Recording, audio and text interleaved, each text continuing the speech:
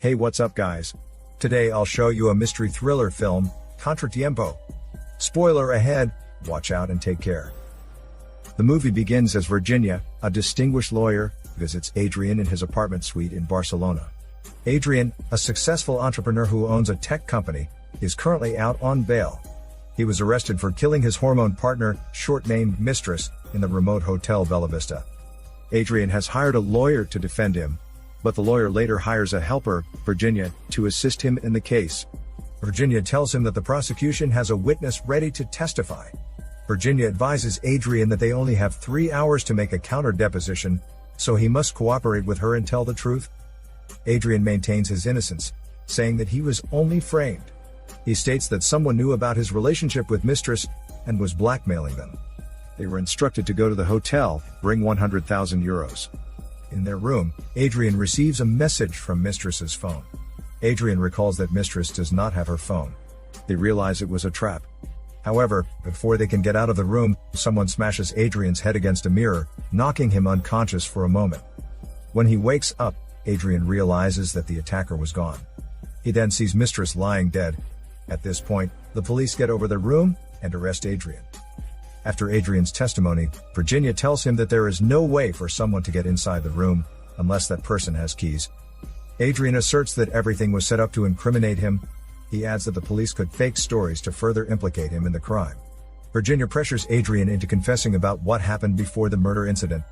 Thus, Adrian narrates further back to the past. He recounts his affair with Mistress, who is a married person like him. There was a time they met up in the Spanish town of Bearge and stayed in a cottage. In the morning before they left, Adrian's wife called in. To hide his whereabouts, he tells his wife that he is in Paris. As they drive back to Barcelona, Adrian and Mistress decide to end their affair because it is hurting their own marriages. While they talk about it, Adrian swerves to avoid a deer. But then his vehicle collides with another car, which crashes into a tree. Adrian and Mistress are not hurt, but the driver of the other car, the 23-year-old young man Daniel Garrido, died in the crash. Adrian tries to call the police, but Mistress explains that it was not their fault. She says that their lives might be compromised because of the incident. They attempt to drive away, but the engine of their vehicle does not start. A few moments later, Adrian and Mistress hear another vehicle passing by the road. They act fast to make it appear that the two bumped into each other. The driver asks if they need help. Suddenly, Daniel's phone rings. Mistress rushes back to the car to pick up the phone, hang up and pretend that it was the insurance. Once the driver is gone, the two plot to dispose of the car and the body. Mistress stays beside Adrian's car to ask for help. Meanwhile, Adrian drives to the lake in Daniel's car. With Daniel inside the trunk of the vehicle, Adrian dumps the car into the lake. Then Mistress fetches Adrian near the lake. She then tells him how his car was fixed. While Mistress was waiting for a tow truck to come, an automotive engineer named Thomas passed by. He offered help to Mistress, who said a deer crashed into her car. Thomas heaved the vehicle to his home and repaired it. While Thomas was working with the car, Mistress was introduced to Elvira, his wife, whom he met at a theater group. Inside their house, Mistress saw a picture of their son. She recognized it as Daniel Garrido, the young man who died in the accident. As Mistress was about to leave, Elvira called Daniel, and it turns out, Mistress took Daniel's phone with her. She quickly hid the phone. Later, Daniel's parents enter back in when they hear the phone ring. They thought that Daniel had forgotten his phone. When she got to Adrian's car, Mistress fixed the driver's seat. This inflamed the suspicions of Thomas towards Mistress. The next day, Adrian sells the car in a junkyard. Afterward, he bids farewell to Mistress, knowing he may never see her again. However, a few days later, Adrian is called to the police station. Thomas was able to report Adrian's plate number to the police. The lawyer comes up with an alibi, saying that Adrian was in Paris. He then bribes the police to erase Adrian's name from Daniel's case file. Sometime later, a news report comes out that Daniel stole money from the bank where he worked and faked his death in order to escape. Mistress is confronted by Adrian. She confesses to him that she took Daniel's wallet with her when they disposed of the young man's body. Then, she sneaked into the laptop of her husband Bruno, who worked at the same bank.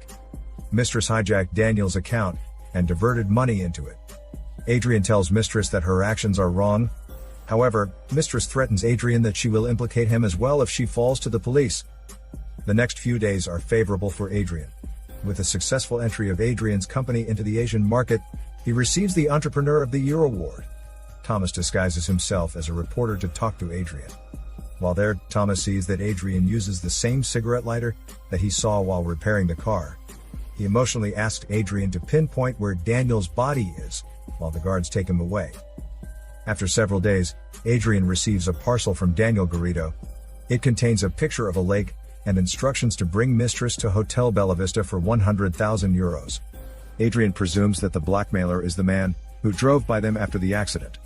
Adrian further supposes that the man followed him into the lake, where he disposed of Daniel's car, and that the man demands 100,000 euros in exchange for his silence. Virginia scolds Adrian for diverting from Daniel's story. She says that if Adrian hides behind the blackmailer, it may make him look less guilty of Daniel's death and more guilty of Mistress's murder. Virginia then asks him 3 questions. The first is about the message that Adrian received on his cell phone. Second, as to why the attacker did not take the money with him if that was his intent. Lastly, as to how the attacker accessed the hotel room if he did not have the keys. Adrian is unable to respond, so Virginia concludes with some answers. She says that the message Adrian received was probably sent by the blackmailer, who had the phone of Mistress. The blackmailer apparently threatened Mistress into throwing away her phone before she and Adrian boarded the train to the hotel. Virginia then suggests to Adrian that he can tell the court that he saw the attacker's face and claimed that it was Thomas Garrido. He had strong motives to commit murder because his son was killed. She also says that Thomas lost his faith in the police, so he had no other choice but to force Adrian and Mistress to face their crime. Thomas' plot to kill Mistress and incriminate Adrian worked so perfectly that everyone believed Adrian was the murderer. Virginia concludes that in order for Adrian to be acquitted of Mistress's murder, he must implicate Thomas, but Adrian must admit his part in the death of Daniel. Adrian reckons that admitting to his role in Daniel's death is worthless if they could not explain how Thomas got out of the room without any trace. Virginia points out that Elvira, Thomas' wife, worked at the Hotel Bella Vista and could have been Thomas' accomplice. Virginia tells Adrian that Elvira could have opened windows in the room, allowing Thomas to escape, and leave Adrian as the prime suspect in the murder. Thomas scattered the money around the room to further incriminate Adrian. When the police arrived there, Elvira sneaked into the room and closed the window, covering Thomas' retreat. Virginia and Adrian continue talking when they receive information that the prosecution witness is the driver who passed by Adrian and Mistress just after the accident. Adrian panics, but Virginia calms him.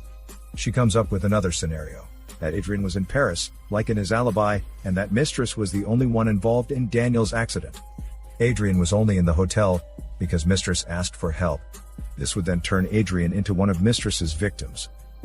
Virginia then attempts to connect Mistress directly to Daniel's fate. She suggests hiding something that belongs to Mistress in Daniel's car. Then it would claim that Mistress acted alone. Adrian says that the witness can place him at the accident scene. He adds that the lawyer wants to bribe the witness into silence. Virginia reveals that she is lying when she says that the prosecution has a witness. Then, Virginia pressures Adrian into telling her the location where he dumped Daniel's car. Later, Adrian confesses that Daniel was not dead, only unconscious. As he forced the car into the lake, Daniel woke up. Adrian says it was too late, and there was no other choice but to push the car, killing Daniel. An autopsy would expose that Daniel was actually drowned. Hearing that, Virginia is outraged, overcome by emotions. Later, she composes herself, saying she will not expose this to the judge. We think that this was just her emotions, that she was shocked to learn that Daniel died under such circumstances. But a good lawyer like Virginia will not do anything that would incriminate her client or make her lose the case and taint her record. So from this point, Virginia could not have been Virginia, but someone else. Virginia implies that Adrian is twisting the narrative to make it appear that Mistress engineered their deceit. Virginia tells Adrian that, according to medical reports, Mistress suffered from anxiety attacks because of the guilt she experienced. To regain her dignity, she wanted to tell Daniel's parents the truth about her involvement in Daniel's death and to compensate them for their loss. Obviously, Adrian would disagree. Mistress arranged a meeting with Daniel's parents at Hotel Bella Vista, where Elvira worked. Mistress tricked Adrian into believing that someone knew what happened and was blackmailing them. But this was a lie. She convinced Adrian that the blackmailer was the man who passed by them after the accident and that the blackmailer demanded money. She went to Hotel Bella Vista and waited for Adrian.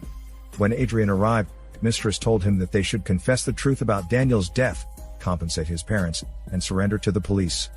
Then Adrian receives mistress's message and realizes that he fell into her trap. At this point, Adrian loses his mind and kills mistress, then smashes his head into the mirror. When the police arrive, he claims innocence as he is arrested. Virginia maintains that Adrian has the capability to twist the narrative and get away with his crime.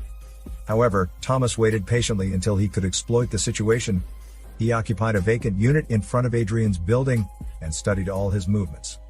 He spotted that the lawyer was able to recruit Virginia Goodman. Thomas followed in the lawyer's footsteps, but Virginia was able to set up surveillance to observe Thomas' movements. This is apparently why she can tell Adrian that at the moment, Thomas is observing them from his position. Virginia continues to pressure Adrian until he confesses that he indeed murdered mistress. Interestingly, it is unbelievable that he is able to tell Virginia that he murdered mistress, just like that. It is obvious that he is vulnerable at this point. This scene can be judged that this is a blunder that would knock Adrian down. Virginia and Adrian take a 10-minute break, but she hurriedly exits the flat. The lawyer messages Adrian, telling him that the witness was in fact the other driver. The lawyer adds that he has already neutralized the witness. The lawyer asks Adrian about his meeting, but their call is interrupted by high-pitched tones.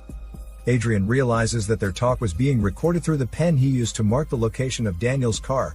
Adrian remembers everything that happened during his meeting with Virginia. He peeks into the building in front of his apartment. Adrian sees Virginia beside Thomas. She reveals that she is actually Elvira Garrido, disguised as Virginia. An awestruck moment how ingenious and cunning Thomas and Elvira are. Being from an acting background, they manage to pretend like they're somebody else. This scene successfully nailed in making the story excellent on how they were able to use their talent to exact retribution from Adrian, who thought he could hide behind his corrupt attorney and escape the case. The movie ends when the real Virginia appears in Adrian's unit. At the same time, with Adrian's confession recorded by Elvira, Thomas calls the police to tell the truth about Daniel Garrido's death. Everyone will feel very sorry for Adrian. He foolishly entrusted himself to Elvira, disguised as Virginia, confessing everything to her, without knowing that he was being fooled by the whole Garrido family. The movie is truly a heartbreaking scene that defines the whole movie itself. Contratiempo, a setback.